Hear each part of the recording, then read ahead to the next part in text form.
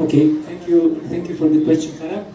So, as Zoe just mentioned before, HOLCIM Philippines is not a starter in using blended cement. We were the first company that pushed blended cement 20 years ago in the Philippines. We have sold to date something like 2 billion bags of blended cement, so it's a big number. I think beside the blended cement, we are also looking at the initiative of using the right cement for the right applications. It's very simple. If you have a stomach ache and you go to a pharmacy, you don't ask for medicine. You ask for a stomach medicine. The same should be also in a retail shop. When you go to buy cement, you don't buy cement, just cement. You buy cement for a foundation, for a structure, for a masonry, for plastering, for different applications. So we are continuing to educate the market about using the right cement for the right applications. We are the company with the largest product mix in the country. We have cement for masonry and plastering. We have cement for structures. We have cement eco-planet for low heat of hydration. So we have Solido, which is a cement used for roads. So we have many blended cements, and we will continue to innovate in this space of developing new blended cements used for specific application. Besides the cements, we are also producing dry mortar, which is a product dedicated to the refurbishing market, not only to the new construction. So that will also help use less, let's say, resources for future building. Besides the product innovation that we are working on, we will continue to improve our capabilities to co-process domestic waste, industrial waste that cannot be recycled in the Philippines and can be co-processed and used as alternative fuel in our operations. So, Horia, with the right product for the right application, can HOLCIM Philippines claim as the #1 in terms of widest product portfolio? Yes. Yeah, okay, thank you, Horia. And next, let's have one of build change. A number of natural disasters are expected to worsen, and you spoke about them a while ago due to climate change. How important is it for various sectors to embrace circularity as a means to fight climate change and prevent more extreme weather that causes such disasters? You've explained it a while ago, but is there anything else that you'd like to elaborate? Well, maybe reinforcing or clarifying a bit further that point of circularity. What is less circular than the end of a line when a building gets destroyed in a disaster? Right? That's a dot. That's not a circle.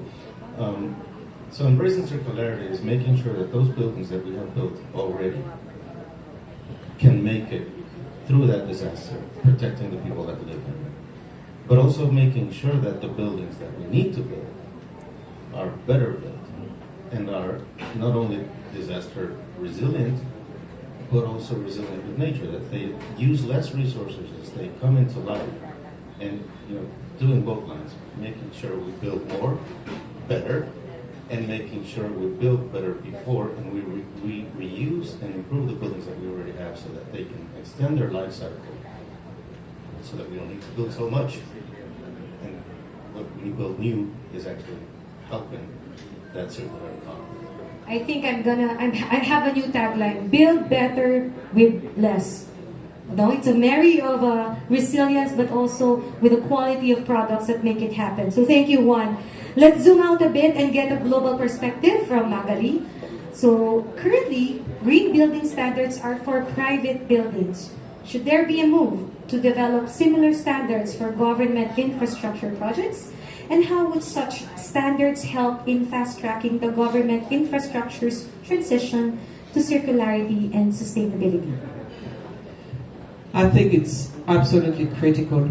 It's absolutely critical because today a huge part of our product, of our cement, is actually going to infrastructure. More than half in most countries is going to build bridges, build roads, build hospitals, build schools. And Oria was just explaining how we have to educate our clients. Well, the nice things about public procurement is that by a change of the law, you can change it very quickly. I know I make it sound way more simple than it is, I realize that. But between that and educating millions of people, you could think that the effect and the impact would be faster. Now, the good news is the tools exist. And we talked earlier about EPR. Can I talk about EPD? You know, in sustainability, we love new acronyms. It makes us look smarter, but we are not. It's just we use funny words. EPD means Environmental Product Declaration. What it does is it actually gives the actual footprint, CO2 footprint, over the total life cycle of a product. Now, if tomorrow morning every single public procurement was asking to have EPD in it, with a cap on how much CO2 you have on the product, then we are talking, as my colleagues here were talking about earlier, we're talking science, we're talking data, we're talking making decisions based on something that's scientific. And that would transform the way we build and make it more sustainable and more circular immediately. Thank you, Magali. Now to Doc Deo, you made a strong case for a science-based approach to decision-making and policy-making in relation to sustainability issues. It was made clear earlier that urbanization is one such challenge that will be better addressed by such approaches. How can we strengthen a more science and sustainability-focused approach in urban design so that so that the continued development will be, like what you said, more balanced? I think I'll start with the fact that many people and even entities are very much afraid of the word science. When we talk about science, they would be thinking about Einstein, they would be thinking about equation and all of those. When in reality, science is just like being a marites, but you produce facts out of it. It's not chismis, it's actually facts. But science is just a way of really understanding what is the problem. Sometimes we know that this is the starting material and this is the result, but we do not know the entire process in between. Knowing the process in between allows us to actually craft a more detailed, more appropriate, more sustainable and efficient solution. So I would actually say that there is a big gap, for example, between the scientists right now and the policymakers, as well as actually the practitioners. Many of the basic research that scientists do not translate into applied developments. And why is that? Why is it actually happening? So it's a big gap, I think, right now that can be addressed by providing mechanisms where scientists can present their work, or actually the possible end users can inquire on the work of the scientists, so that there would be a better bridge connecting science into application and development. I know this might be on the other end of the spectrum, but in order to really get into a building that is renewable and functioning well, we need to talk about what are the possible solutions to come up with that possible building. And that really entails working hand in hand with the scientists and the other stakeholders, and especially the policymakers. Got it. Thank you, Doc Deo. And now for Delio. There's a saying, as exciting as watching concrete dry, which speaks of the impression that building materials are not as interesting. Do you think this still applies to HOLCIM now that it has identified innovation as a focus area? And what are the other circularity innovations can we expect from the group in the medium term? So, first of all, innovation in concrete is not boring at all. So, just to make it very, very clear. And then, innovation per se is not boring because you're looking for something new. And when I listen to the passion of my colleague here, wow, how can you say that it's boring? So, first of all, and definitely we are looking at solutions that I would say make us feel as a superhero. Because we are just decarbonizing the industry, we're making it more circular. So I would say, wow, if you feel like Superman, do you think that it's boring? The answer is no. It's tiring, perhaps, but not boring at all. This is a passion that we have, a passion of integrating these products more and more in our businesses. And when we look at the circular products that you were mentioning before, and what Nolik was saying at the very opening speech, is today we are treating 54 million tons of waste materials, that could be recycled in our own industry. And the objective by 2030 is to reach 100 million tons. So our objective as innovation is to make sure that we can adapt, that we can integrate these products in our own processes and to make our products more circular.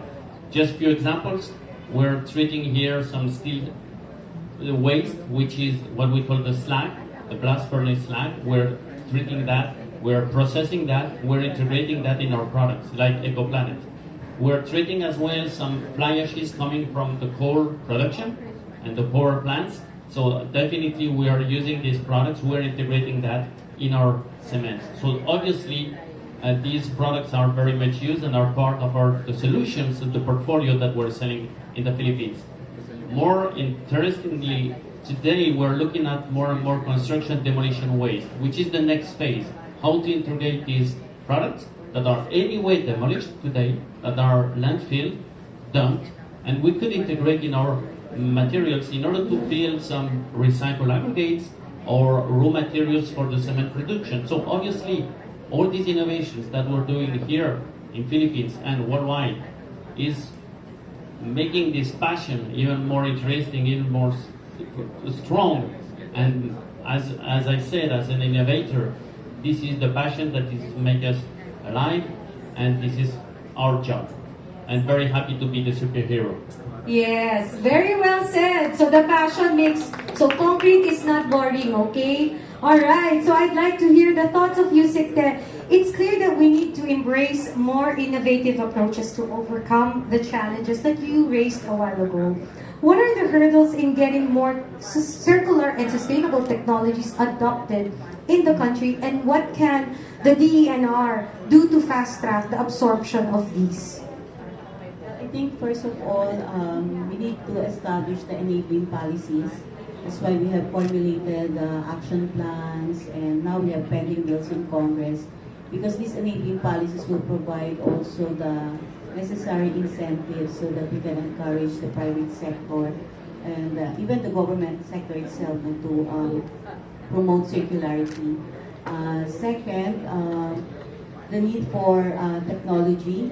We really need to have more efforts on research and development so that we can come out with a more innovative technology that will really promote cleaner processing, alternative fuel and raw materials, and other advancement in technology. In the case of the DNR, we also need new technology so that we can properly monitor compliance and also ensure enforcement of the environmental laws in so far as solid waste management and use of cleaner technology also. So I think these are the hurdles and opportunities also that the government should invest so that we can be able to really promote circular economy in the country. Thank you, Yusek. And of course, we are under a new government, so we are really hoping that a lot of these things get to also be fast-tracked and get implemented. So maraming salamat po. And now for Zoe, a while ago, Yusek recognized the efforts of HOLCIM to contribute to the country's fulfillment of its climate objectives through the production of the blended cement and use of alternative fuels and raw materials. Is there any support the government can provide to help HOLCIM and other companies pursuing similar initiatives? Absolutely. As I mentioned earlier, a strong public and private partnership really accelerates our move towards circularity. I mentioned earlier, harmonization of standards. This has been a discussion for the last decade probably, to harmonize standards.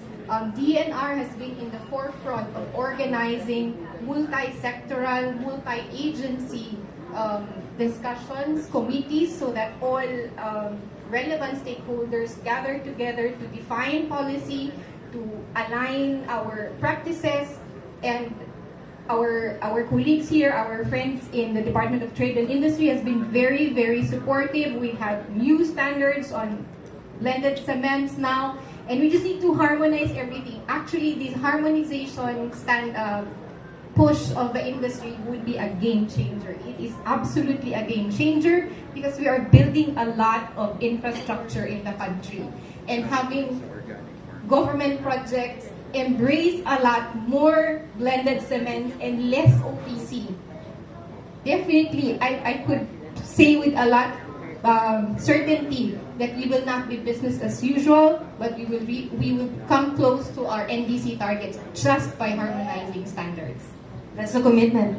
That's the commitment. Yes, And I okay. think one more, I think, just sorry, 2 minutes more, if you would indulge me. Capacity building, I think, Doc Day, you said that a lot of research has been developed. Idelio has disputed the concrete is boring. So a lot of research has been done, but there is indeed a gap on knowledge and application and capacity building. Policy, accommodating policy environment towards capacity building of the entire industry to embrace sustainable practices would be very, very much welcome. Third, it's a bit controversial, but we are all pushing, the industry is pushing towards green cements, green building solutions. We don't have a carbon pricing mechanism yet in the Philippines. Carbon tax, what's the price of carbon nowadays? 50 euros?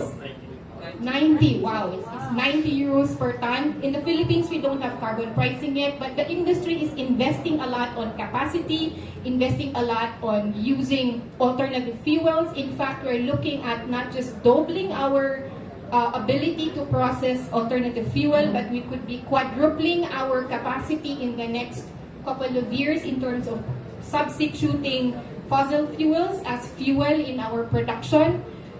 But unfortunately, in recent years, we have been seeing a deluge of cheap imported OPC in the market. And this is negating the industry's investment, the industry's move to shift the industry towards more sustainable building practices. And this could be something that government could look at in the form of carbon tax, probably, while we do incentivize on one hand the industry to push for sustainable practices, we also have to look at some disincentives to reduce negations of this, that's the word I could think at this point, acts that negate our drive to be more sustainable. Very exciting. So sana mangyari. We hope that gets realized as soon as possible. So thank you, Zoe. So before we